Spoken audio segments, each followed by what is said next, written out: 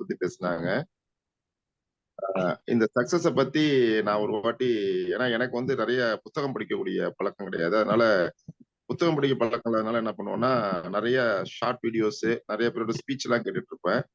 அப்போ ஒரு வாட்டி வந்து நம்ம இவரு ஜக்கி வாசுதேவ் ஐயா இருக்காங்களே, அவரோட பேட்டி பார்க்கக்கூடிய ஒரு வாய்ப்பு கிடைச்சுச்சு. அப்ப அவர்ட்ட கேட்கறாங்க, "சக்சஸ்னா என்னங்க?" அப்படின்னு நிறைய பேர் இருந்தாங்க.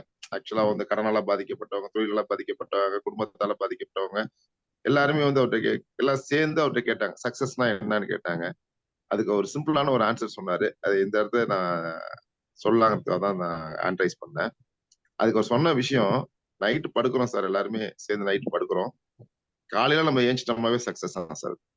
சோ வெற்றிங்கிறது காலைல ஏஞ்சிட்டோம்னா வெற்றி. ஏன்னா நெறைய பேர் படுக்கிறவங்க எந்திரிக்கிறதே கிடையாது. சோ இதுதான் உன்னோட லைஃப்ல ஒரு ஒரு நாளுக்கும் உனக்கு கிடைக்கக்கூடிய முதல் சக்சஸ். அத நீ என்ஜாய் பண்ணாவே ஆட்டோமேட்டிக்கா எல்லா சக்சஸ் வந்துரும் அப்படிம்பாரு.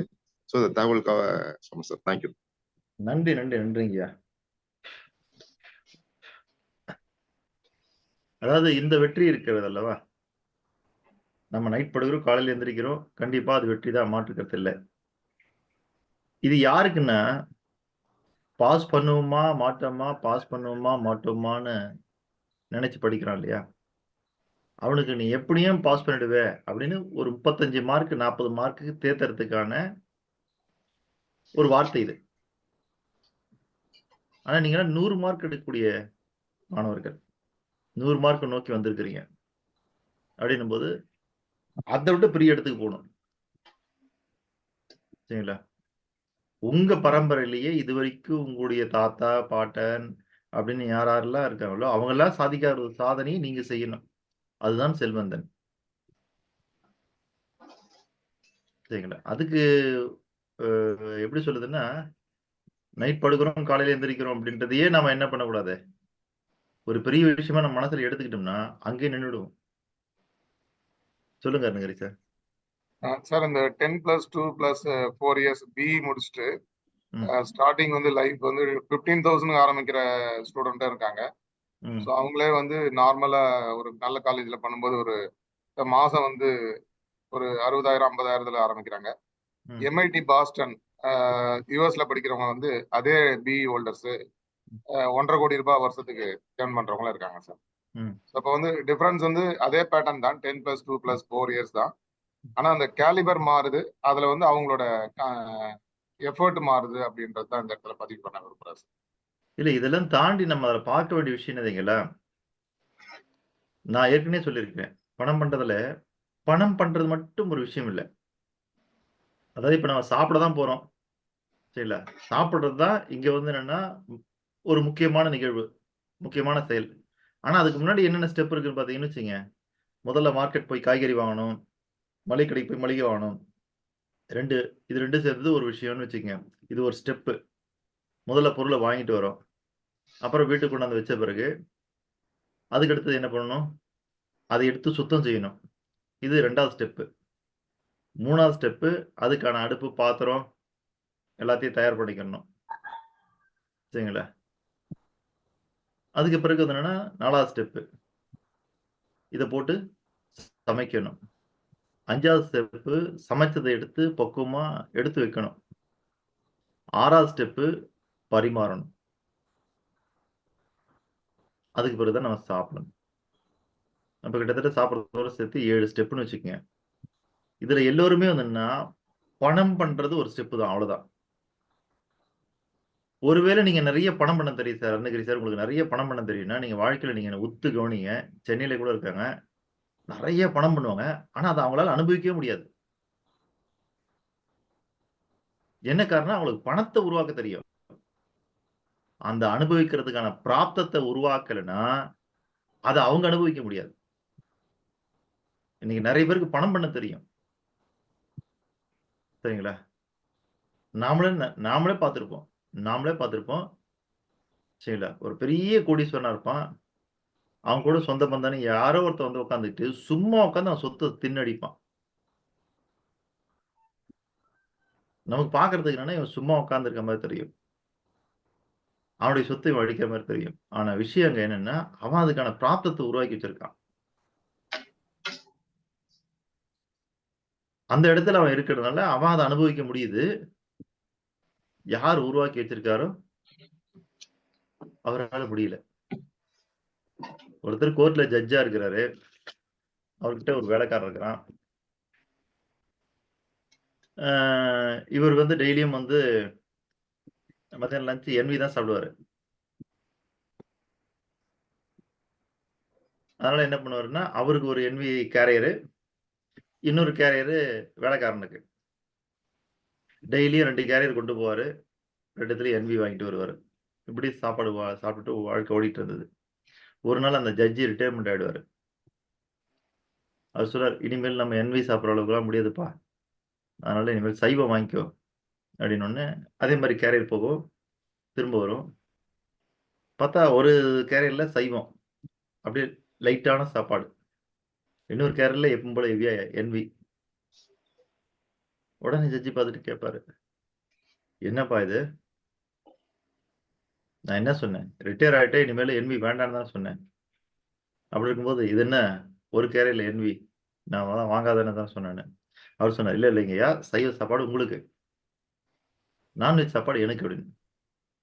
"நான் தான் ரிட்டயர் ஆயிட்டேன். வேண்டாம் இனிமேல் நான்வெஜ்ன்னு சொன்னேன்னு." "ஐயா நீங்க ரிட்டயர் ஆயிட்டீங்க. நான் இன்னும் ரிட்டயர் ஆகலல்ல. நான் இன்னும் ஒர்க் பண்ணி தானே இருக்கிறேன். ஆனா எனக்கு நான்வெஜ் வேணும்னுவான் அவன். அப்போ என்னதான் அவர் ரிட்டயர் ஆனாலும், அவருடைய காசுல இவனுக்கு சாப்பிடணும்னு குடுத்து வச்சிருந்தேன்னா, சாப்பிட்டு தான் ஆகணும். அதுதான் பிராப்தம். இன்னைக்கு பல பேர் பணம் சம்பாதிக்க சொல்லி தராங்க. பணத்த பெருக்கிறதுக்கெல்லாம் சொல்லி தராங்க. ஆனா, பிராப்தத்த உருவாக்குறதுக்கு யாராவது சொல்லி தராங்கன்னா கிடையவே கிடையாது. நீங்க பிராப்தத்த ஒருவேளை உருவாக்கிட்டீங்கன்னா, நீங்க பணத்த உருவாக்கல, பணத்த பெருக்கலனா கூட, நீங்க பணத்த உருவாக்கி பெருக்கி வச்சிருந்து நீங்க அனுபவிக்கிறதா தான் எப்படி அனுபவிப்பீங்களோ, அந்த அனுபவத்த உங்களுடைய பிராப்தம் குடுத்துரும்.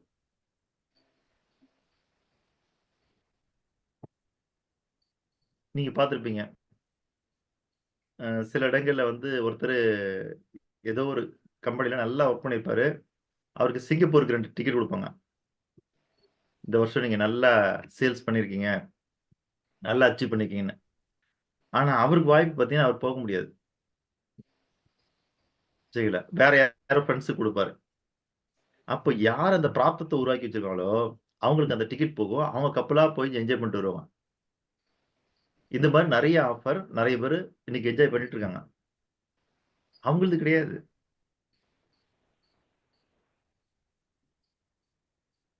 புரியுதுங்களா? அப்ப அந்த பிராப்தம் ரொம்ப முக்கியம். சரி ஓகே. இங்க எத்தன பேர் இப்ப குழந்தை மனசோட இருக்கீங்க? சரி அதுக்கு முன்னாடி ஒரு கேள்வி முடிச்சிடலாம் நம்ம. ம்.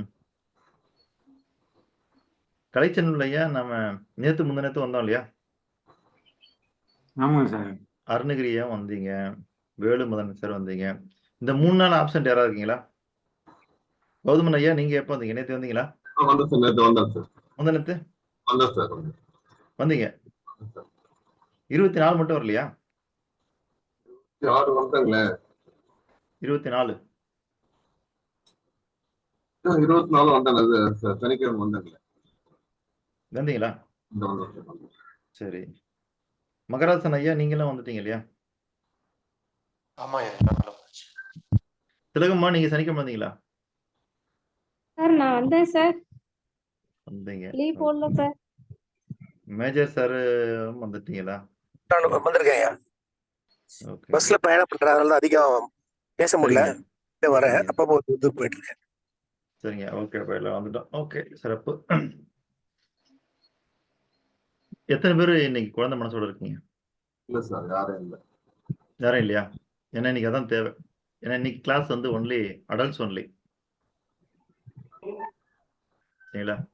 இன்னைக்கு வந்து வயது வந்தவர்களுக்கான வகுப்பு. ஏன்னா நீங்க ஆரம்பத்திலே பேசும்போது கலைச்செல்வன் ஐயா அவர்கள் குழந்தை மாரி, குழந்தை மனசு மாரிலாம் சொன்னீங்கல்ல. ஒருவேளை குழந்தையா இருந்தா அவர வெளியில எடுத்துடலான்னு. அதுக்காக கேட்டது தான். மேஜர் சார் நீங்க வீடியோ வேணா ஆஃப் பண்ணிக்கங்க சார். தெரியல. ஓகேங்க.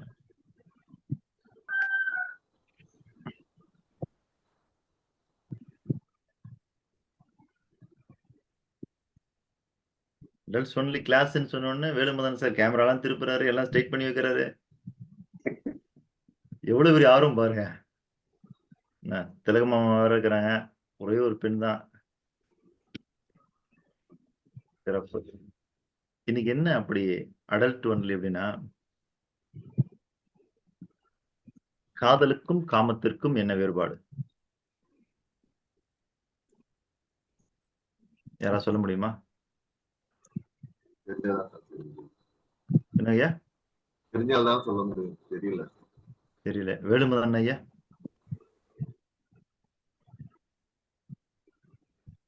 உணர்வும் உணர்ச்சிக்கும் உள்ள வேறு. பாருங்க, பேருந்துல இருந்துகிட்டே பதில் சொல்றாரு மேஜர் சார். இருந்தாலும் பாதி தான் பதில் வந்துச்சு, இன்னும் வரல. சொல்லுங்க வேலுமதன் சார். இல்லைங்க, எனக்கு தெரியல, சாரி. மகராசன் ஐயா?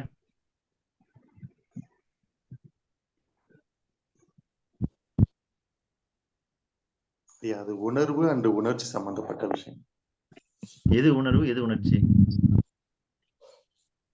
உணர்ச்சி அதாவது உணர்வு காமம், உணர்ச்சி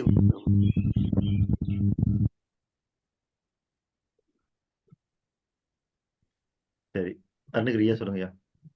உடலும் மனமும் ஒரே நேர்கோட்டில் வந்தா அது காமம் சார். உடலும் மனமும் ம். ஒரே நேர்கோட்டில் வந்தா அது காமம். சரி. ஏன்னா காமத்தப்ப அது வரும். சோ உணர்ச்சியில இருந்து மட்டும் வெளிப்பட்டா அது காதல். சரி, கௌதமன் ஐயா ஏத்துக்கல இத. நீங்க சொல்ற விட கௌதமன் ஐயா ஏத்துக்கல. அதனால கௌதமன் ஐயா ஏதோ சொல்ல விரும்புறாங்க, சொல்லுங்கய்யா.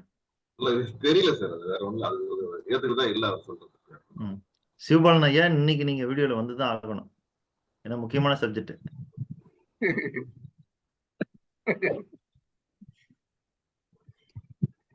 நான் ஏழுமலையா சிவாய நமன்னு சொல்லிட்டு ஒதுங்கி உட்காந்துருக்காரு. அப்படி ஒதுங்க உட்கார முடியாது. என்ன, நீங்களும் கலந்துதான் ஆகணும். காதல் காமம். வீடியோல வந்தோம்னா கொஞ்சம் அப்படியே எனக்கு வாய்ஸ் பிரேக் ஆகுது, அதனாலதான் கொஞ்சம் வீடியோ கட் பண்றேன். நான் அப்ப வீடியோலயே இருக்கேன் சார். இல்ல, பேசும்போது வீடியோ ஆஃப் பண்ணீங்க, பேசாதப்ப வீடியோல இருங்க. இந்த சாக்கெல்லாம் சொல்லி நீங்க ஒதுங்க முடியாது. இல்லைங்க, நீங்க முக்கியமான சப்ஜெக்ட் அதனாலதான். காதல் காமம், இது ரெண்டுத்துக்கும் நமக்கு வித்தியாசம் தெரியுமா? சரி, திலகம்மாட்ட கேட்போம். என்னதான் பதில் சொல்லணும், ஒரு பெண்ணாக இருந்து என்ன பதில் சொல்லணும்னு பார்ப்போம். சொல்லுங்கம்மா. சார் காதல்ங்கிறது அன்பு கொடுக்கிறது சார். ம். காமம் அப்படிங்கிறது அன்பை கெடுக்கிறதா? கொடுக்கறது பெறுறது, கொடுக்கறது பெறுறது. ஒண்ணு வந்து கொடுக்கறது மட்டும். என்ன சார்? இல்லைங்கம்மா, காதல்ன்றது அன்பை கொடுக்கிறது, காமம்ன்றது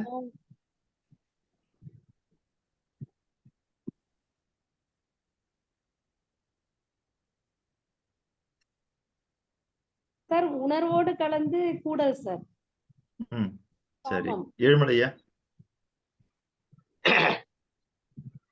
காதல் என்பது ஒன்றினையே கருதுவது. சரி. காமம் என்பது குடு பிளஸ் இன்பம் கொடுத்து பெறுவது. ஐம்புலன்களால் உணர்வதும் கூட. சரி, கடைசி ஐயா?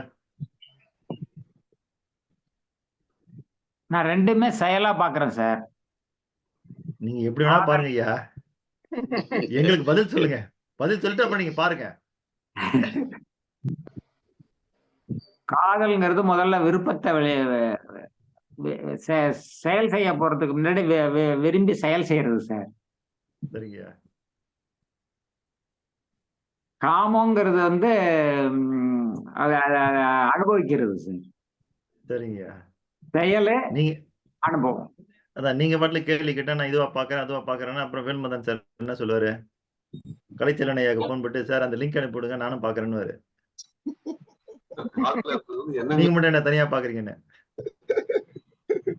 காதல் என்பது எண்ணங்களின் வெளிப்பாடு. அதுக்குள்ள எங்க கூகுள் தேடிட்டு இருப்பது? எதுதான் கூகுள்ல தேடுறதுன்னு இல்லையா? சிவபாலன் ஐயா நீங்க சொல்லுங்க ஐயா. காதல்ங்கிறது வந்து என்னை பொறுத்த வரைக்கும் வந்து ஒரு 40 வயசுக்கு மேல வர்றதுதான் சார் அது பேரு காதல். ஆரம்பத்துல 40 வர்றது வயசு பேரு பிறகுதான் வருது காதலா? ஐயோ! அதுக்கு முன்னாடி வர்றது வந்து பாத்தீங்கன்னா மனதோட கிளர்ச்சி தான். அதுதான் வந்து காதல்னு நினைச்சிட்டு இருக்காங்க. அது உண்மையான காதல் கிடையாது ம். அப்படின்னு சொல்றேன் சார். ம். காமங்கிறது வந்து அது ஒரு ம். தேவைக்காக உள்ள ஒரு விஷயம் தான் சார். அது ஆரம்பத்துல மனுஷன் அதுக்காக தான் இருந்திருக்கான்னு சொல்லிருக்கீங்க. அதனால அந்த ஒரு இனப்பெருக்கத்துக்காக வந்து பாத்தீங்கன்னா காமம் தேவை சார். Thank you sir. ஓகே. காதலுக்கும் காமத்திற்கும் என்ன வித்தியாசம் என்றால், மனதின் மீது ஈர்ப்பு ஏற்பட்டால் அது காதல். உடலின் மீது ஈர்ப்பு ஏற்பட்டால் அது காமம். திரும்ப சொல்லுங்க சார். மனதின் மீது ஈர்ப்பு ஏற்பட்டால் அது காதல். உடலின் மீது ஈர்ப்பு ஏற்பட்டால் அது காமம்.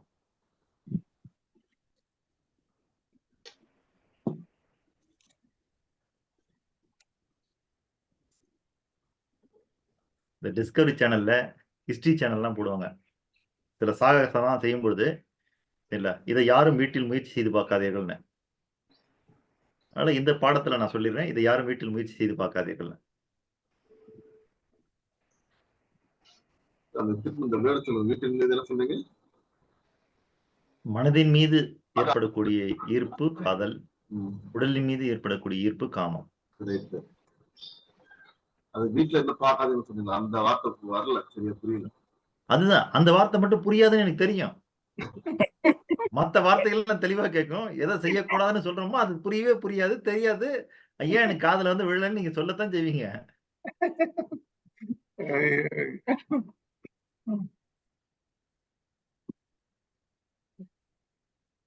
ஒரு பெண் மீது காதல் ஏற்பட வேண்டுமா, காமம் ஏற்பட வேண்டுமா ஒரு ஆணுக்கு? காதல் ஏற்பட வேண்டும்.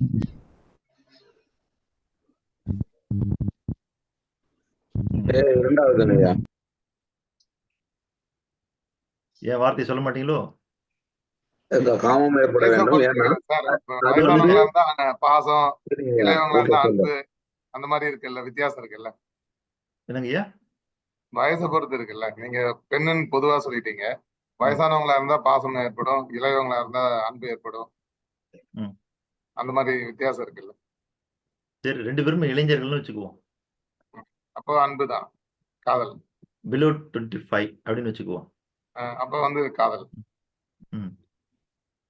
சரி நான் எப்படி மகாராஜன் ஐயா. பார்க்கறேன்னா, காமம் ஏற்பட்டா காதல் ஏற்பட்டு அதுக்கப்புறம் காமம் இருக்குன்றத மனசுல வச்சு அப்படி சொல்றேங்க ஐயா நானு. பாவம் ரொம்ப குழம்பி போயிருக்காரு வேல்முருகன் சார். திரும்ப ஏன் சொல்லுங்க. ஐயா? அதாவது ஆ. நான் காமம்னு சொல்றேன். ஏன்னா ஆ, ஆ. காதல் வரும். காமத்துக்கு முன்ன காதல் இருந்தது, அதுக்கப்புறம் காமம்ன்றது 2வது நடக்கும். சரி. அதனால அப்படி சொன்னாங்க ஐயா பதில். இல்ல என்ன வரணும்? 25 வயசுக்கு உட்பட்ட பையனும் பொண்ணும் பாக்குறாங்க. ம். அவளுக்கு காதல் வரணுமா, காமம் வரணுமா? முதல் வரணும்னா காதல் தான் ஐயா. சரி. முதல் அப்புறம் காதல் வரணும், பின்னால் தான் வந்து காமம் வரணும். எடுத்த காமம் வந்துடும். சரி சிவபாலன் ஐயா சொல்லுங்க ஐயா. கண்டிப்பா. சார் நம்ம எடுத்தோடனே வந்து ஒருத்தவங்கள பார்க்கும்போது அவங்க மனசை பார்க்க முடியாது சார். அவங்க உடம்ப தான் ம். பார்க்க முடியும். ம். ஏன்னா வந்து இன்னைக்கு காதல் வருதுன்னா நம்ம வந்து டக்குன்னு பார்த்தோன்னே எல்லாம் காதல் வர்றதுங்கிறது வந்து கிடையாது. அவங்க மனசை பார்த்த பிறகுதான் அது காதலா வரும் சார். ம்.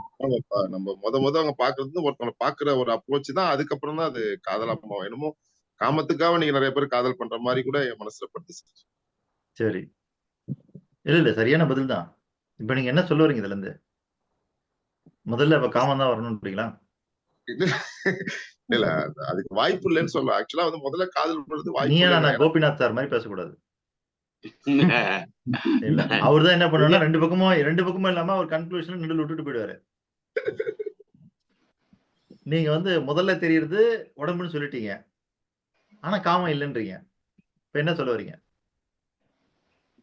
இல்ல அந்த ஆக்சுவலா வந்து அந்த பார்வை தான் நம்மள வந்து அந்த அவங்க ஈர்க்கும். அதே மாதிரி அந்த உடம்பு தான் அந்த ஈர்க்கக்கூடிய சூழ்நிலை தான் அடுத்தது அது காதலா மாறுதுங்கிறேன் சார் நான். சரி. அப்புறம் சார் உடல் வந்து அந்த இடத்துல சொல்ல முடியாது சார். உள்ளத்தின் கதவுகள் கண்கள் அடி, உறவுக்கு காரணம் பெண்கள்ன்ற மாதிரி. ஸோ ஒருத்தர் கண்ணு தான் முதல்ல பார்ப்பாங்க, உடலை பார்க்க மாட்டாங்க. உடல் பார்க்கறவங்க வந்து காம நோக்கில பார்க்கறவங்க மட்டும் தான் உடலை பார்ப்பாங்க. சரி, வெற்றி திலகம்மா சார் சொல்லுங்க சார். சொல்லுங்க. எனக்கு என்ன கேள்வி? நான் சொல்லிட்டேன் சார். முதல் கேள்வி கேட்டதுக்கு சொல்லிட்டீங்க. இப்ப 2வது ஒரு கேள்வி ஓடிட்டு இருக்குல்ல. ஒரு 25 வயதுக்கு உட்பட்ட ஒரு ஆணும் பெண்ணும் பார்க்கும்போது முதலில் தோன்ற வேண்டியது காதலா, காமமா? சார் முதலில் தோன்ற வேண்டியது காதல் சார். ஓகே, சிறப்பு. மகராசன் ஐயா? முதல்ல காமம் தாயா தோன்றப்படும். அதுதான் எதின்னு இல்ல. 25 வயசுல அந்த ஹார்மோன் பீக்ல இருக்கும்போது காமம் தாயா முதல்ல. காமத்துக்கு தான் காதல். சரி. இப்ப உங்களுக்கு இந்த காதலுக்கும் காமத்திற்கும் உள்ள வேறுபாடு தெரியணும். சரிங்களா? அந்த வேறுபாடு தெரிஞ்சாதான் உங்களுக்கு ரொம்ப ரொம்ப நல்லது. நீங்க எல்லாருமே இப்ப பிலோ 25னே வச்சுக்குவோம். நீங்க எல்லாருமே பிலோ 25. சரிங்களா? இப்ப லவ் பண்ணணும் ஒரு பெண்ண. சரிங்களா? அவளுக்கு உங்க மேல லவ்வே கிடையாது. நீங்க தான் லவ் பண்ண ஆரம்பிக்கிறீங்க. அப்ப என்னெல்லாம் பண்ணணும்? மகராசன் ஐயா சொல்லுங்க ஐயா. அவளுக்கு பிடிச்சது என்னன்னு தெரிஞ்சு பிடிச்சதெல்லாம் தெரிஞ்சு வாங்கி தரணுமா? இல்லையா, அதுக்கான செயல்ல வந்து இறங்கணும்னு சொல்லுவாங்க. இல்ல, அதான் என்ன செயல்? அவளுக்கு என்னென்னலாம் பிடிச்சி அதை என்ன பண்ணணும்? நாம செய்யணுமா, அவளை செய்ய வைக்கணுமா, இல்ல வாங்கி தரணுமா? இல்ல, நம்ம செய்யணும்னு சொல்லுவாரு. அவளுக்கு பிடிச்ச பொருள் எல்லாம் வாங்கி தரணுமா? இல்லையா, அவளுக்கு பிடிக்கும் பொருளை தாண்டி வேற ஒரு இதெல்லாம் இருக்கீங்க, அதெல்லாம் பார்த்து செய்ய வேண்டும். மனதுல இருக்கிற அதாவது ஒரு விதமான ஈர்ப்பை வந்து உண்டாக்கணும். அந்த அதான் எப்படி உண்டாக்குவீங்க? அதான் கேக்குறேன். இப்ப நீங்க லவ் பண்றீங்க, சரில? இப்ப அந்த பொண்ணுக்கு காதல் இல்ல, ஆனா அந்த பொண்ணு நீங்க காதலிச்சே ஆகணும். அதுக்காக நீங்க என்னெல்லாம் செய்வீங்க?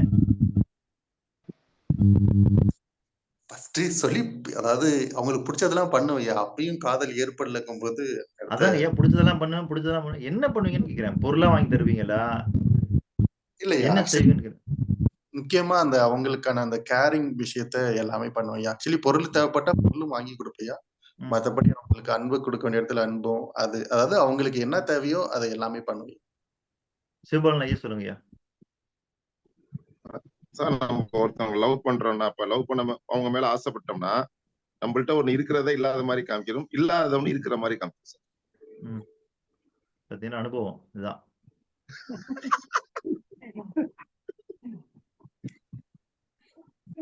உதாரணம் சொல்லலாமா சார்?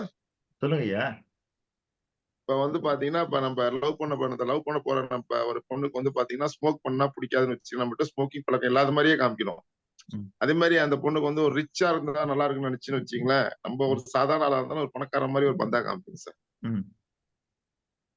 சரி சரியா. ஓகே.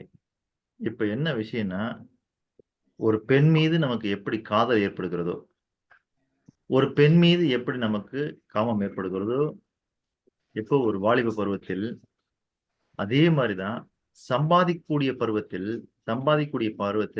ஒரு பணத்தின் மீது உங்களுக்கு காதலும் காமமும் ஏற்பட வேண்டும்.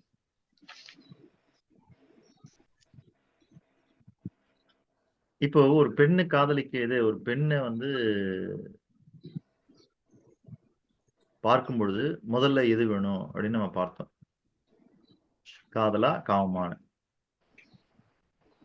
ஆனா அந்த பெண் கூட வாழ்வதற்கு இரண்டுமே வேண்டும். புரியுதுங்களா? ஒரு பெண் கூட வாழணும்னா காதலும் வேண்டும், காமமும் வேண்டும். அதே போல நீங்க பணத்தோடு வாழணும்னா பணத்தின் மீது உங்களுக்கு காதலும் வேண்டும், காமமும் வேண்டும். இது ரெண்டும் இருக்கணும் உங்களுக்கு. சொல்லுங்க அருணகிரி சார். இது மோஸ்ட்லி வந்து கான்செப்ட் ஓகே, பட் ஆனா ஜெண்டர் பயாஸ்டு மாதிரி இருக்கு. அதாவது ஆண் தான் வந்து பெண்ணை நோக்கி காதலிக்கிறாங்க மாதிரி, பெண்கள் ஆண்களை காதலிக்கிற அந்த இது இல்லைங்களா கான்செப்ட்?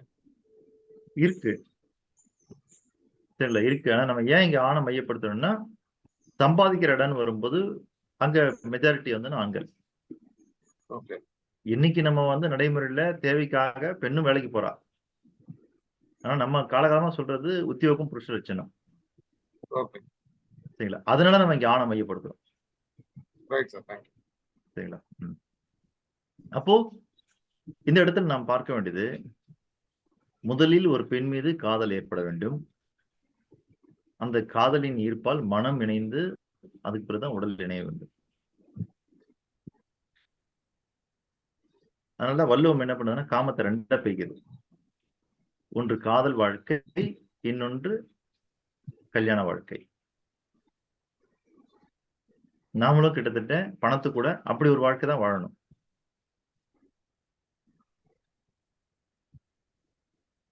புரியுதுங்களா?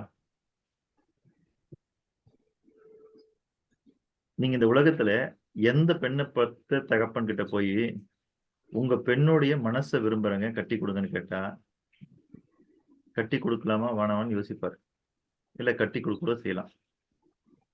எந்த தகப்பன் கிட்ட போயும் உங்க பொண்ணோட உடம்ப விரும்புறேன், எனக்கு உங்க பொண்ணை கட்டி கொடுங்கன்னா கட்டியே தர மாட்டார்.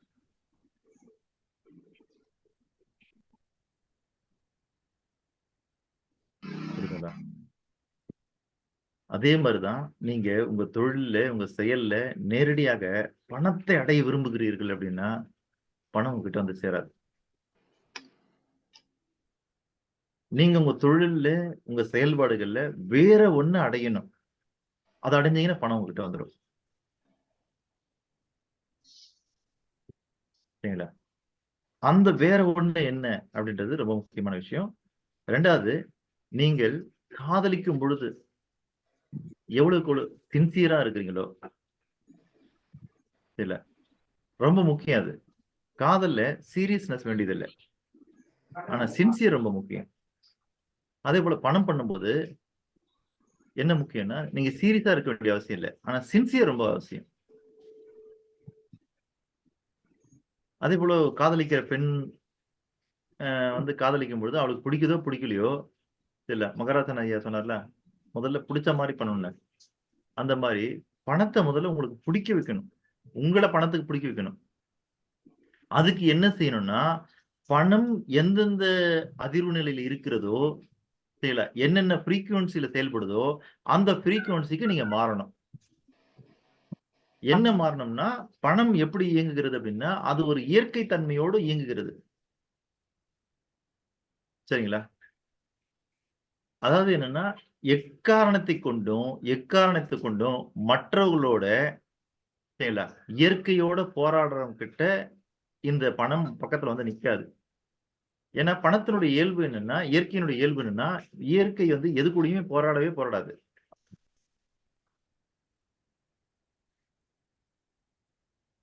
நீங்க ஒரு செடி வளர்க்குறீங்க, அது குறுக்க ஏதோ ஒரு பொருளை வச்சுட்டீங்கன்னா உடனே அது வளைஞ்சுதான் போகும். திரும்ப குறுக்கு ஒரு பொருள் வைக்கிறீங்க, திரும்ப வளைஞ்சு போகும்.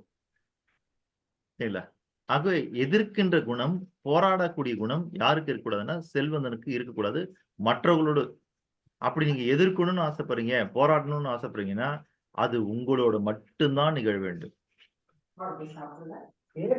அப்ப பணத்துக்கு என்ன பிடிக்காதுன்னா இந்த போராடுறவங்க எதிர்க்கிறவங்கள பணத்துக்கு பிடிக்காது. ஒருவேளை உங்களோட மட்டும்தான் நீங்க போராடுறீங்க எதிர்க்கிறீங்கன்னா அது பணத்துக்கு பிடிக்கும். அந்த ஃப்ரீக்வன்சி தான் பணத்துக்கு தேவை. ஒன்னு பாயிண்ட் நம்பர் 1. பாயிண்ட் நம்பர் 2, உங்களுக்கு எப்படி ஒரு நம்பிக்கை இருக்குதோ அதே போல எல்லாருக்கும் ஒரு நம்பிக்கை இருக்குது வாழ்க்கையில. சார் பாயிண்ட் நம்பர் 1 மட்டும் திரும்ப ஒரு முறை ரிப்பீட் பண்ணுங்க சார். பாயிண்ட் நம்பர் 1 என்ன சொன்னாங்களோ மறந்து போச்சே. இல்ல உங்களுக்கு பிடிக்கும் இயற்கையோட, அதாவது என்னன்னா உங்களோடு நீங்கள் போராடலாம், உங்களை நீங்கள் எதிர்க்கலாமே தவிர இல்ல. அதாவது இது கூட வந்து பாத்தீங்கன்னா ஒரு மேலோட்டமானது, இன்னும் டெப்த் போகும்போது நான் உங்களுக்கு சொல்லித்தரேன். அந்த இடத்துக்கு நம்ம என்ன போகல. அதாவது என்னன்னா நீங்க எக்கார்ந்து கொண்டும் இயற்கை தன்மையோட மற்றவர்களோட எதிர்க்க கூடாது, போராடக்கூடாது. புரியல சார். இயற்கை தன்மையுடன் செய்யல, அதுக்கு பிறகு மற்றவர்களோடு என்ன பண்ணக்கூடாதுன்னா எதிர்க்க கூடாது, போராடக்கூடாது. ஓகே. ஏன்னா அந்த இடத்துல என்னன்னா நேச்சுரல் கான்செப்டே மாறிடுது நீங்க அதெல்லாம் செய்யும்போது. ஐயா குறுக்கிட்டு மன்னிக்கவும். இயற்கையும் அதே மாதிரி இயற்கையும் வந்து எதன் கூடயும் போராடுதுன்னு சொன்னீங்க முதல்ல, கரெக்டுங்களா ஐயா? ஆமா, இயற்கை எது கூடயா போராடுதா? போராடு இல்ல. ஓகே ஓகேங்க, அந்த கிளாரிட்டியா இயற்கை எதையா எதிர்க்குதா? இல்ல. இல்ல, ஓகேங்க. வள்ளுவம் கூட என்ன சொல்லுதுன்னா, அவர் பூமியை எதுக்கு ஒப்பிடுறாருன்னு பாருங்க, நல்லா பாருங்க. பூமி எதுக்கு ஒப்பிடுறாருன்னு, அகழ்வாரை தாங்கும் நிலம்போல் தம்மை இகழ்வார் பொறுத்தல் தலை. சரிங்களா? அகழ்வார்னா யாரு? பூமியை தோண்டக்கூடியவங்க. அது தோண்டக்கூடியவங்கள கீழே தள்ளுறதும் இல்ல. 2வது தோண்டுவதற்கு அதுவே தாங்கி நிற்கின்றது. இல்ல, இந்த 2 விஷயம் பூமி பண்ணுது. பொறுத்தார் ஒண்ணு, பூமி ஆழ்வார். ஆமாங்கய்யா. அதான் இந்த இடத்துல என்னன்னா, பூமி என்ன பண்ணுதுன்னா 2 வேலை பண்ணுது. என்னன்னா, ஒண்ணு தோண்டக்கூடிய ஆளை கீழே தள்ளவும் செய்யல, 2வது அவளை தாங்கியும் பிடிக்கின்றது. அதுதான் அகழ்வாரை தாங்கும் நிலம்போல் தம்மை இகழ்வார் பொறுத்தல் தலை. அப்ப என்னன்னு, நம்ம இயற்கைய எதிர்க்க கூடாது, இல்ல இயற்கையுடன் போராடக்கூடாது. அதே போலதான் அடுத்தவர்களை எதிர்க்க கூடாது, போராடக்கூடாது. இதே குணம் யார்கிட்ட இருக்குதோ அவங்கள பணத்துக்கு ரொம்ப பிடிக்கும். ஏனென்றால் நீங்க நல்லா யோசிச்சு பாருங்க, பணம் கண்டுபிடிக்கப்பட்டதே எதிர்ப்பதற்கோ போராடுவதற்கோ அல்ல, வாழ்க்கை எளிமைப்படுத்துவதற்கு. அப்போ யாரெல்லாம் இந்த பூமியில இல்ல சமுதாயத்துல மக்களுடைய வாழ்க்கையை எளிமைப்படுத்த விரும்புகிறார்களோ அவங்களை நோக்கி பணம் வரும். ஏனென்றால் அது எளிமைப்படுத்துவதற்காக பிறக்கப்பட்டது. அதே போல பணத்தை கொண்டு நீங்க என்ன பண்ணணும், நல்ல மகிழ்ச்சியான வாழ்க்கை வாழணும். அதுக்காக தான் பணம் உருவாக்கப்பட்டது. அப்ப யார் மகிழ்ச்சியான வாழ்க்கை வாழ்ந்து கொண்டிருக்கிறார்களோ அவங்களை நோக்கி பணம் வரும். ஏன்னா அது அதுக்காகவே படைக்கப்பட்டது. வேற ஏதாவது அதுல இருக்கான்னு ஒண்ணுமே கிடையாது. அதுல பணத்துக்குள்ள வேற என்ன இருக்குது? வேற ஒண்ணுமே கிடையாது. நாம வாழக்கூடிய வாழ்க்கையை மகிழ்ச்சியாக வாழ்வதற்கு, அந்த வாழ்க்கையை எளிமைப்படுத்துவதற்காக பிறக்கப்பட்டதுதான் பணம். அப்ப யார் ஒருத்தர் எளிமையாகவும் மகிழ்ச்சியாகவும் வாழறாரோ அவர் நோக்கி அது ஓடும். அதுதான் அதனுடைய விதி.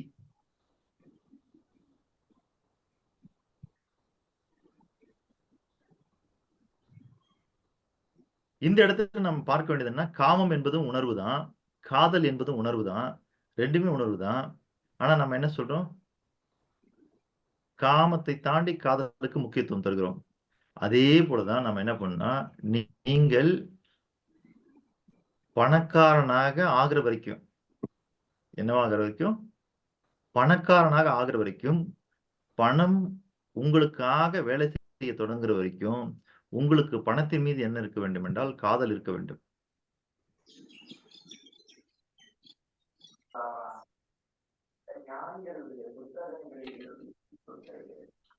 புரியுதுங்களா? நீங்கள் பணக்காரன் ஆகிவிட்டீர்கள், பணம் உங்களுக்காக வேலை செய்ய தொடங்கிடுச்சுன்னா அதுக்கு பிறகுதான் உங்களுக்கு பணத்தின் மீது காமம் ஏற்பட வேண்டும். கொஞ்சம் புரியாத மாதிரி இருக்கும், முடிஞ்ச அளவுக்கு நான் விளக்கிறேன். அதாவது ஒரு ஆணுக்கு ஒரு பெண் மீது ஈர்ப்பு வருது அப்படின்னா அந்த இடத்துல இது 2மே அவசியம். வாழ்க்கைக்கு காதலும் அவசியம், காமமும் அவசியம். காதல் இருந்துட்டு காமம் இல்லைனாலும் அந்த வாழ்க்கை முழுமையாக இணைக்காது. காதல் இல்லாமல் காமம் மட்டும் இருந்தாலும் முழுமையாக இணைக்காது. அப்புறம் 2மே இருக்கணும். ஆனா நமக்கு இப்ப என்ன ஆகுதுன்னு கேட்டீங்கன்னா, நம்ம ஒரு பாடத்திட்டத்தின் வழியாக பணத்தை போதிக்க போதிக்க போதிக்க குழந்தைகளுக்கு பணத்தின் மீது ஒரு காமம் உண்டாகி விடுகிறது. அது ஏற்படக்கூடாது. பணத்தின் மீது என்ன உண்டாகணும், காதல் உருவாக வேண்டும். உங்களுக்கு ஒரு பெண் மீது காதல் ஏற்பட்டு விட்டால் நீங்க நல்லா உத்து கவனிச்சா தெரியும், காதலிக்கும் பொழுது அந்த பெண் செய்யற எந்த தவறும் உங்க கண்ணுக்கு தெரியாது. அந்த பெண் செய்யற நல்லது மட்டும்தான் உங்களுக்கு கண்ணுக்கு தெரியும். அதே மாதிரிதான் நீங்கள் பணத்திற்காக உழைக்கின்ற வரைக்கும், நீங்கள் ஒரு பணக்காரரா ஆகிற வரைக்கும், பணத்தை பெருக்கிற வரைக்கும், பணத்தின் மீது உங்களுக்கு ஒரு குறை கூட தெரியக்கூடாது. சரிங்களா? பணத்தை பத்தி தவறே நீங்க பேசக்கூடாது. பேசுறீங்க, கதை முடிஞ்சது. அப்போ நம்ம ஏழைகளா இருக்கிற வரைக்கும் என்ன பண்ணணும்னா பணத்தை குறை சொல்லிக்கிட்டே இருக்கிறோம். எந்த பணக்காரனும் பணத்தை குறை சொல்றதே கிடையாது. எந்த செல்வந்தனும் பணத்தை குறை சொல்றது இல்ல. அவனுக்கு இயல்பா வந்துச்சா இல்ல யாராவது கத்துக் கொடுத்தான்னு தெரியாது. இங்க வந்து என்னன்னா ஒரு பெண்ணை எப்படி நம்ம லவ் பண்றோமோ அதே மாதிரி இங்க ஒரு பணத்தை லவ் பண்ணணும். அது மேல இருக்கிற குறை உங்களுக்கு தெரியக்கூடாது. இல்ல அது மேல இருக்கிற குற்றம் உங்களுக்கு தெரியக்கூடாது. யார் வேணாலும் அது குற்றமா பார்க்கட்டும், யார் வேணாலும் குறையா பார்க்கட்டும். ஆனா உங்க கண்ணுக்கு அது தெரியக்கூடாது. சொல்லுங்க அருணகிரி சார். அந்த சூடோ சயின்ஸ் போலி அறிவியல் மாதிரி இப்ப பணத்தை ம். பூஜிக்கலாமா அப்போ? என்னங்கய்யா? சூடோ சயின்ஸ், போலி சயின்ஸ் இல்ல அதாங்கய்யா, காதலியே பூஜிக்கலாமா? பூஜிக்கணும். காதலி தானே, காதலி பூஜிக்கலாமே. காதலியே பூஜிக்க கூடாது. பூஜிக்க கூடாது. ம். விருப்பம் தெரிவிக்கிறோம் இல்லையா, விருப்பம். இல்ல அதெல்லாம் ஓகேங்க. நீங்க சொன்ன வார்த்தைக்கான மீனிங் வேற. ம். பூஜித்தல் அப்படிங்கிறது இருக்கு இல்லையா? ஆமாமா. ஆ பூஜிக்க கூடாது. பூஜிக்கிறீங்கனால என்ன ஆகுதுன்னா, அந்த பெண்ணை நீங்க சுப்பீரியர் ஆக்கிறீங்க. ஓகே. புரியுதுங்களா நான் சொல்றது? என்ன சார் ஆக்குறோம்? சுப்பீரியர் ஆக்கிறீங்க சார். சுப்பீரியர். Okay okay. அப்ப அது கூட நீங்க இணைய முடியாதுன்னு அர்த்தம். Okay okay. புரிஞ்சுதுங்களா? நீங்க இணையணுமா இல்லையா அந்த பெண் கூட? ஆமா ஆமா. ஆ. அப்ப அது வந்து சுப்பீரியர் ஆகக்கூடாது. அது நம்மளோட ஆமா. சமமா இருக்கும். சமமா வச்சுக்கணும். சமமா இருக்கும். ஆமா. அதாவது அதுதான் சொல்ல வரேன். இந்த இடத்துல பணத்தை அதான் ஒரு பெண்ணை நீங்க எப்படி காதலிக்கிறீங்களோ அதே மாதிரி தான் பணத்தையும் காதலிக்கணும். அது வந்து நம்மளை விட பெரிய விஷயமா சுப்பீரியரா ஆக்கிரவும் கூடாது. நமக்கு இணையாவே வச்சுக்கணும் அதை எப்பவுமே. சரிங்களா? அது எது வரைக்கும் அப்படின்னு கேட்டீங்கன்னா, நீங்க சுப்பீரியரா ஆக்கலாம். எப்ப தெரியுங்களா? காதலியா இருக்கும்போது அவளை பூஜிக்க கூடாது. மனைவியான பிறகு பூஜிக்கலாம். புரியுதுங்களா? இல்ல சார், பெரும்பாலான பணக்காரர்கள் வந்து பணத்தை பூஜிக்கிறாங்க. அதனாலதான் இல்ல அதுதாங்க ஐயா சொல்ல வரேன். பணக்காரர்கள்னாலே அவன் கல்யாணம் பண்ணிட்டான்னு அர்த்தம். பணக்காரன் ஆனதுக்கு அப்புறம் பூஜிக்கலாம்.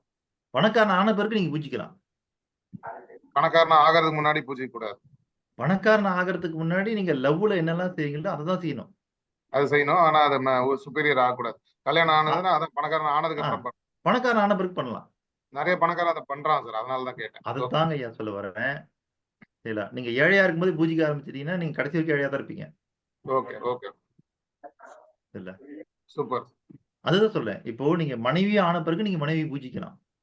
ஓகே. சரிங்களா? ஆனா காதலியா இருக்கும்போது பூஜிக்க கூடாது. நன்றி சார். ஓகே புரிஞ்சுதா? நன்றி சார். அதுதான். அப்போ நீங்க வந்து என்னன்னா, நீங்க வந்து பணத்துக்காக நீங்க செயல்படுற வரைக்கும் நீங்க காதலிக்கிற பருவத்துல இருக்கிறீங்கன்னு அர்த்தம். எப்போ பணம் உங்களுக்காக செயல்படுதோ, சரிங்களா? எப்படி ஒரு பெண்ணை நீங்க திருமணம் பண்ணதுக்கு பிறகு அந்த பெண் வந்து உங்க வீட்டுக்கு வந்து இல்ல உங்களுக்கு சமைச்சு கொடுக்கறது, இல்ல உங்களுக்காக அலுவலகத்தை தயார் பண்றது, உங்களுடைய துணிமணிகளை துவைச்சு போடுறது, வீட்டு வேலைகள் எல்லாம் பார்த்துக்கிறது, குழந்தைகளை வளர்க்கறதுன்னு எப்படி உங்களுக்காக மாறி விடுகிறாளோ, பணம் அந்த மாதிரி மாறணும். அந்த மாதிரி மாறும் பொழுது நீங்க பணத்தை பூஜிக்கணும். காதலிக்கும் போது பாத்தீங்கன்னா நிறைய வேலை ஆண் தான் செய்வான். சரிங்களா? அது ஒன்னு ரெண்டு இடத்துல வந்துன்னா விதி விலக்கு இருக்குது, விதி மீறல் இருக்குது. நம்ம அந்த பக்கம் போகணும். சரி பெண்ணும் செய்யறது இல்லையா? செய்யறாங்க. அது ஒரு விஷயம். நம்ம அங்க போனா பொதுவாக பார்த்தீர்கள் என்றால், சரிங்களா? நீங்க பொதுவா பாத்தீங்கன்னு வச்சுங்க. இப்போ வள்ளுவத்துல கூட என்ன நடக்குதுன்னா, தலைவனை காணாமல் தான் தலைவிதான் புலம்புறா. ஏன்னா அவர்தான் வெளியே போயிடுறாரு. பெண் வெளியே போயிட்டு தலைவன் புலம்புற மாதிரி எங்கேயுமே இல்ல. சார் அவரு 2000 வருஷத்துக்கு முன்னாடி எழுதினார் சார். இப்ப எழுதினா உல்டாவா எழுதுவார் சார். இல்லைங்கய்யா, 2000 வருஷத்துக்கு முன்னாடி எழுதினாலும் கூட சில உணர்வுகள் அதே உணர்வுகள் தான்றேன். இல்ல அன்னைக்கு நடைமுறையை வச்சுதானே அந்த தாட் வந்து வருது. ஏன்னா அன்னைக்கு வந்து நடைமுறையில வந்து மன்னராட்சி, பெண்கள் வந்து வீட்டுல இருக்க வேண்டிய கட்டாயம். இல்ல அதுதாங்க ஐயா, நீங்க சொல்லக்கூடிய செயல்கள் எல்லாம் எப்படி இருந்தாலுமே 2000 வருஷத்துக்கு முன்னாடி என்ன உணர்வு இருந்ததோ இன்னைக்கும் அந்த உணர்வு அப்படியேதான் இருக்குது. அதன் வழியாக நடைபெறக்கூடிய செயல்கள் தான் மாறி இருக்குது. சரி 2000 வருஷத்துக்கு முன்னாடி இருந்த லவ்வுக்கும் இப்ப இருக்கிற லவ்வுக்கும் வித்தியாசம் இருக்குதா? இருக்கு சார். அன்னைக்கு காந்தாரி வந்து புருஷனுக்கு கண்ணு தெரியல, அவங்களும் கண்ணை கட்டிக்கிட்டாங்க. இன்னைக்கு வந்து புருஷனை கண்ணை கட்டி விடுவாங்க. இல்ல அது ஓகே சார். நான் சொல்றது என்னன்னா, நீங்க காதலின் பால் இருக்கக்கூடிய செயல்கள் தான் சொல்றீங்க. இல்ல காதல்னா ஒரு மீனிங் இருந்தது இல்லையா? ஆமா சார். 2000 வருஷத்துக்கு முன்னாடி இருந்த காதல் என்றதுக்கு மீனிங்க்கும் இப்ப இருக்கிற காதல்ன்றதுக்கு மீனிங்க்கும் வித்தியாசப்படுதான்றேன். இல்ல அது மாறல. அதுதான் சொல்ல அது மாறாதுங்கிறேன். அதனுடைய செயல்கள் வேணா மாறி இருக்கலாம். சரிங்களா? ஒரு நிமிஷம் சார் வந்துடுறேன் நானு.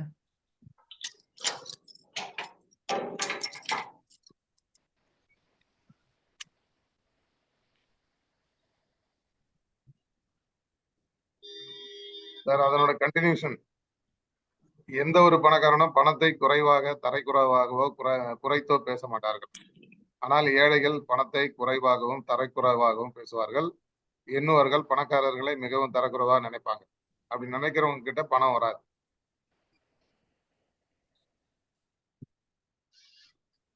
சின்ன ஐயா பெரிய ஐயா மூச்சு கேக்குது ஐயா கேக்குது. இல்ல அதான் ரெஸ்பாண்ட் பண்ணாதானே பேச முடியும். இல்ல ஏழை வந்து பணத்தை வந்து ரொம்ப தரக்குறைவா பேசுவான். பணக்காரனை வந்து கெட்டவனா நினைப்பான். ஆனா பணக்காரன் எப்பவுமே அந்த மாதிரி நினைக்க மாட்டான். ஒரு பணக்காரன் இன்னொரு பணக்காரனை போற்றுவானே தவிர ரொம்ப குறைவாலாம் இது பண்ண மாட்டான். இல்ல அதாங்க ஐயா, எப்படி வந்து என்ன உங்க காதலிய ஊர் உலகமே படி சொன்னாலும் நீங்க படி சொல்ல மாட்டீங்க. இல்ல அவங்க வீட்டுல போய் பாத்தீங்கன்னா வச்சுக்கோங்க, அவங்க அம்மா ஏகப்பட்ட குறை சொல்லுவாங்க. ஐயோ காலையில எந்திரிச்சா போர்வையெல்லாம் மடிச்சு வைக்கிறது கிடையாது, ஒழுங்கா வேலை செய்யறது கிடையாது, வீட்டு வேலைகள் எதுவுமே பண்றது இல்லை அப்படின்னு. இதுதான் நம்ம கண்ணுக்கு ஆஹா ஓஹோ அற்புதமா தான் தெரியும் அந்த பெண். தூங்கிட்டே இருப்பாங்கன்னு சொல்லுவாங்க. ஆனா இவரு அதெல்லாம் ஆமா. குறைய எடுத்துக்க மாட்டார். அப்போ எதெல்லாம் குறையா சொல்றாங்களோ அதெல்லாம் குறையாவே தெரியவே தெரியாது நம்ம கண்ணுக்கு. அதே மாதிரிதான் நமக்கு என்ன இருக்கணும், பணத்தின் மீது, அதாவது பணத்துக்காக நீங்க ஓடிக்கிட்டே இருக்கிற வரைக்கும், பணத்தை உருவாக்கி நம்ம பணக்காரன்ற நிலையை அடையிற வரைக்கும் என்ன பண்ணணும் அப்படின்னா, அந்த மாதிரி பணத்தின் மீது எந்த குறையும் உங்களுக்கு தெரியக்கூடாது. சரிங்களா? இப்போ பில்கேட்ஸ் சொல்லலாம், என்ன சொல்லலாம்னா, விலை கொடுத்து நீங்கள் மெத்தையை வாங்கலாமே தவிர தூக்கத்தை வாங்க முடியாதுன்னு அவரு சொல்லலாம். ஏன்னா அவர் பணக்காரர் ஆயிட்டாரு. பணக்காரரா ஆகாத நாமளும் அதே வார்த்தையை சொல்லக்கூடாது. புரியுதுங்களா?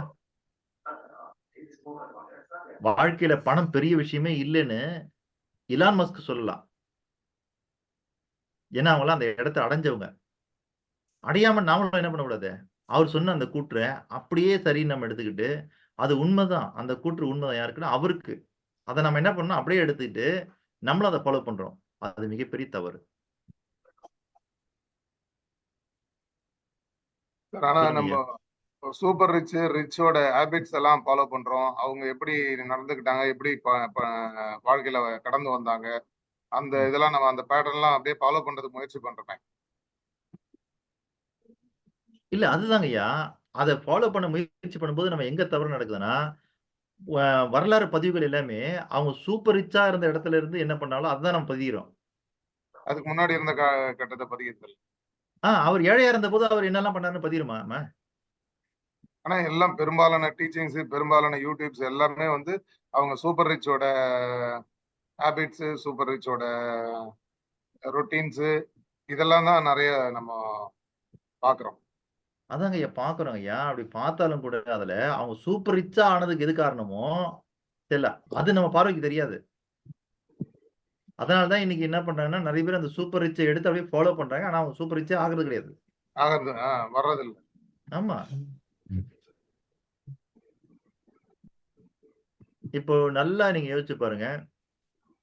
ஒரு யூடியூபர் வந்து ஒரு சூப்பர் ரிச் பத்தி நிறைய கண்டென்ட் போடுறாருன்னு வச்சுக்குவோம். அவர் ஏன் ஒரு சூப்பர் ரிச்சா ஆகக்கூடாது?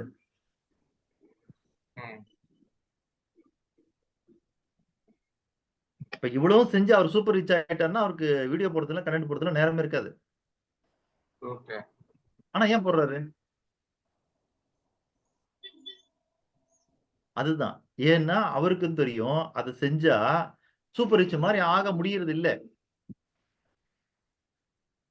அதுதான் இன்னும் அவங்களுக்கு புரியாம இருக்குது. அது ஏன் புரியாம இருக்குன்னு நான் அதான் சொல்ல வரேன் நானு.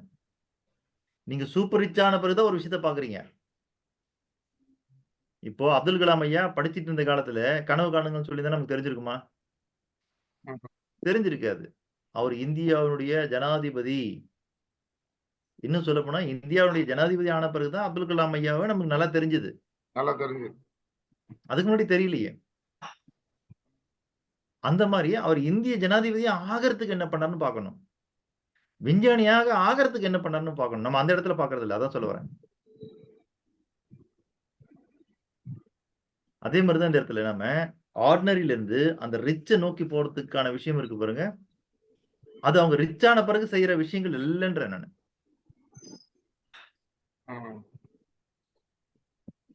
சார் நீங்க ரிச் ஆகிறதுக்காக சில விஷயங்கள் இப்ப செய்வீங்க சார்.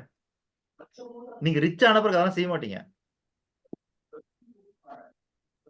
அது செய்யவும் தேவையில்லை. அதுதான் சொல்ல வரேன் நான். இதுக்கு அதுக்கு இருக்கிற பெரிய இடமே கேப் இந்த இடம் தான்.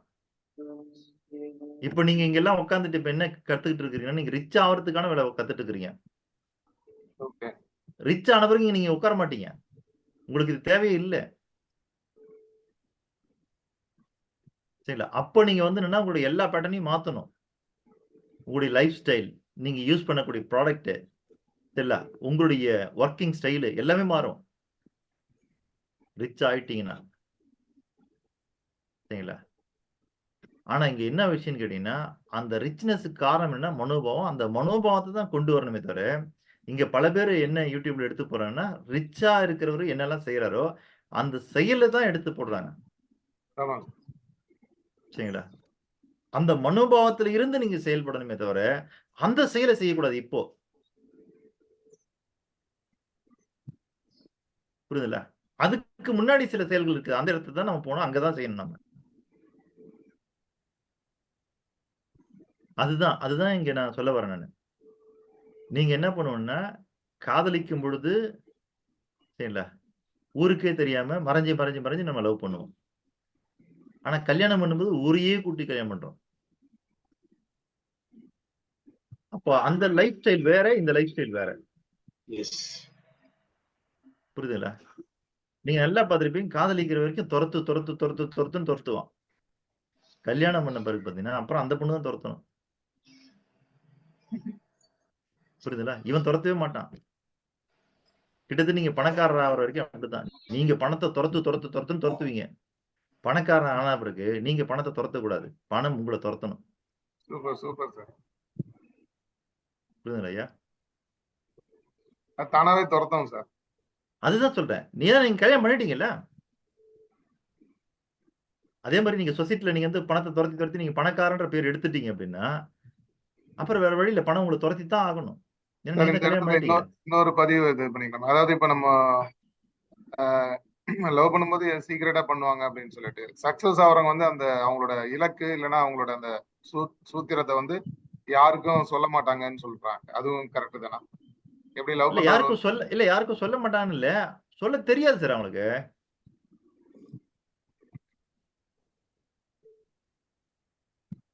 நான் சொல்றது உங்களுக்கு புரியுதுங்களா?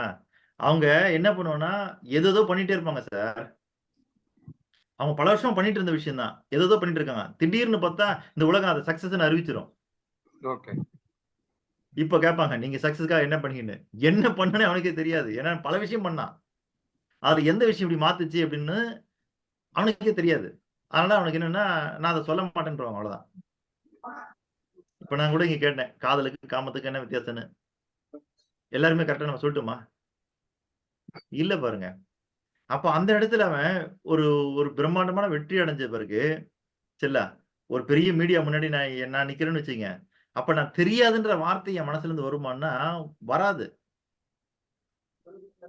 ஏன்னா இப்ப உலகமே என்ன வியந்து ஒரு பெரிய ஆளா பாக்குது. ஒரு பெரிய சக்சஸ் மேனா பாக்குது. அந்த இடத்துல போய் எனக்கு இது எப்படி அடைஞ்சனே தெரியாதுன்னு நான் சொன்னா அது நல்லா இருக்குமா? என் மனசே ஏத்துக்காது. அதுக்காக நான் என்ன பண்றதுன்னா, யோசிச்சு பார்ப்பேன். யோசிச்சு பார்த்துட்டு அது ஒரு பெரிய சக்சஸ் ஃபார்முலாங்க. அதை இப்ப சொல்ல முடியாதுன்றுவேன்.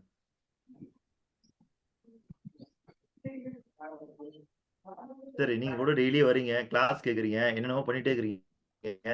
திடீர்னு ஏதோ ஒரு வகையில இருந்து உங்களுக்கு பணம் வர ஆரம்பிச்சிருதுன்னு வச்சுங்க. அது எங்க இருந்து ஆரம்பிச்சுன்னே உங்களுக்கு தெரியாது. அப்ப எப்படி சொல்லுவீங்கன்னு கேக்குறேன் நானு. நம்ம வாழ்க்கை வந்துன்னா ஒரு திரைப்படம் மாதிரி கதைக்கதெல்லாம் எழுதி வச்சு சரிங்களா? அது சக்சஸ் கிடைக்குதுன்னு வச்சுங்க. உங்களுக்கு தெரியும் நான் இங்க இருந்து ஆரம்பிச்சேன்னு. ஆனா உங்களுக்கு அந்த வெற்றி அடைஞ்ச உடனே கேட்கும்போது அதை அவங்க சொல்ல மாட்டாங்க. ஆனா அவங்க உட்கார்ந்து திரும்ப தீவிரமா பொறுமையா யோசிச்சு பார்த்தாங்கன்னா எங்க இருந்து இது வந்துச்சுன்னு தெரியும். அதுக்கு பிறகு அவங்களுடைய லைஃப் ஹிஸ்டரி எடுத்து பார்த்தீங்கன்னா கதையை எழுதின பிறகு எடுத்து பாருங்க. அப்பதான் தெரியும் அது எங்க இருந்து என்னென்னலாம் வந்ததுன்னு. உடனே சொல்ல தெரியாது. 6:31 ஆயிடுச்சு. ஒரு அதாங்க ஐயா. கொஸ்டின் இருக்கு, அதை ஆமா. கேட்டுக்கிறேன் சார். சொல்லுங்கய்யா. நம்ம வந்து முன்னாடி பார்க்கும்போது பணத்தை சேஸ் பண்ணி எந்த வேலையும் ஆரம்பிக்க கூடாது. நம்ம வந்து ஒரு சர்வீஸ் இல்லைன்னா பகிர்தல் இல்ல வேற ஷேரிங் அந்த மாதிரி ஏதாவது ஒண்ணு தான் பண்ணணும். சைடு எஃபெக்டா தான் பணம் இருக்கணும் அப்படின்னு நம்ம பார்த்திருக்கோம். அது தானாவே விளைய ஆரம்பிச்சிடும். நம்ம பகிர்தல் அதிகமாகும் போது ஆட்டோமேட்டிக்கா நமக்கு பணம் ஜென்ரேட் ஆக ஆரம்பிச்சிடும் அப்படின்னு பார்த்தோம். இப்ப பணத்தை மையமா வச்சு காதல் எப்படி போகுதோ அந்த மாதிரி பணம் சேஸ் பண்ணணும்ன்ற மாதிரி அது முரணா இருக்கா மாதிரி தெரியுது. இல்ல அதுதாங்கய்யா, நீங்க பணத்தை பிசிக்கலா பாக்குறீங்கல்ல, சரிங்களா? அப்படி பாக்காதீங்கன்ற. சரி, அதாவது நீங்க காதலி கூட கொண்டு அந்த காதல் வாழ்க்கையில அவளுடைய காதலுக்காகத்தான் நீங்க எல்லாமே அர்ப்பணிக்கிறீங்க. புரியுதுல? இப்ப நம்ம என்ன சொன்னோம்னா பணத்துக்காக செய்யக்கூடாது. பணம் ஒரு விளைவை உருவாக்கும் இல்லையா? ஆமா சார். விளைவை உருவாக்கும் இல்லையா? அதுதான் இங்க காதல். இந்த பணம் தான் காதலி. நீங்க யார காதல் பண்றீங்களோ அவங்களால ஏற்படக்கூடிய விளைவுகள் இருக்கு பாருங்க, அதுக்காக தான் காதல் பண்றீங்க. புரியுதுங்களா? நீங்க காதலியினுடைய உடம்புக்காக காதல் பண்ணல, சில பிசிக்கல் பாடிக்காக நீங்க பண்ணல. அந்த மாதிரி பணம்ன்றது ஒரு பிசிக்கல், சில அது ஒரு விளைவை ஏற்படுத்தும் பாருங்க, அதுதான் காதல். அதே மாதிரிதான் இங்கேயும். சில இங்க என்ன பண்ணணும், நீங்க பணத்தை நோக்கி நீங்க ஓடக்கூடாது. பணம் வந்து ஒரு என்ன சொல்றது, நான் சைடு விளைவுலாம் நம்ம பேசியிருக்கோம், அதெல்லாம் ஓகே. இப்ப அந்த பணம் என்ன பண்ணும்? ஒரு விளைவு ஏற்படுத்தும். அந்த விளைவு தான் அந்த பிஹேவியர் ஆஃப் தி கேர்ள். ஆமா, அந்த விளைவை தான் நீங்க பார்க்கணும். அதுக்கு தான் அந்த பெண்ணை விரும்புறாங்க, மனசுக்காக தான் விரும்புறாங்க. இப்ப அந்த விளைவுக்காக தான் அந்த பெண்ணை விரும்புறான். புரியுதுல்ல? அதுதான் காதல் வாழ்க்கை. நான் இப்ப இங்க என்ன சொல்ல வரேன்னா, பணக்காரன் எப்படி பணத்தை பாக்குறான்னா அதனால ஏற்படக்கூடிய விளைவுக்காக பணத்தை விரும்புறான். ஆனா நாம வந்து என்னன்னா அந்த விளைவை பத்தி சிந்திக்காமலே பணத்தை விரும்புறோம். புரியுதுல்ல? அப்ப அந்த விளைவை பத்தி சிந்திக்காம பணத்தை விரும்புறதுன்றது காமத்துக்கு சமம். வெறும் பிசிக்கலா பாடி அடைகிறது. ஓகேங்களா? அப்படி இருக்க கூடாது. ஓகேங்களா? அதாவது எப்படி சொல்றதுன்னா, இப்போ நம்ம சிவபாலன் ஐயா சொன்னால கண்ணுக்கு தெரியுறது பாடி தானே. அதனால பல பேருக்கு என்னன்னா பணத்தை பார்த்த உடனே சிரிப்பு வந்துடும். பணத்தை பார்த்த உடனே முகத்துல புன்னகை வந்துடும். பணக்காரனுக்கு அப்படி வராது. பணக்காரன் வந்து பணத்தை சாதாரணமா தான் பார்ப்பான். அந்த பணத்தினுடைய விளைவு வரும்போது அவன் வாயில புன்னகை வரும். நீங்க பாத்தீங்கன்னா தெரியும். அதுதான் நமக்கு வரணும்ன்ற. சரிங்களா ஐயா? நன்றி நன்றி நன்றி. மீண்டும் நாளை காலை 5 மணிக்கு சந்திப்போம்.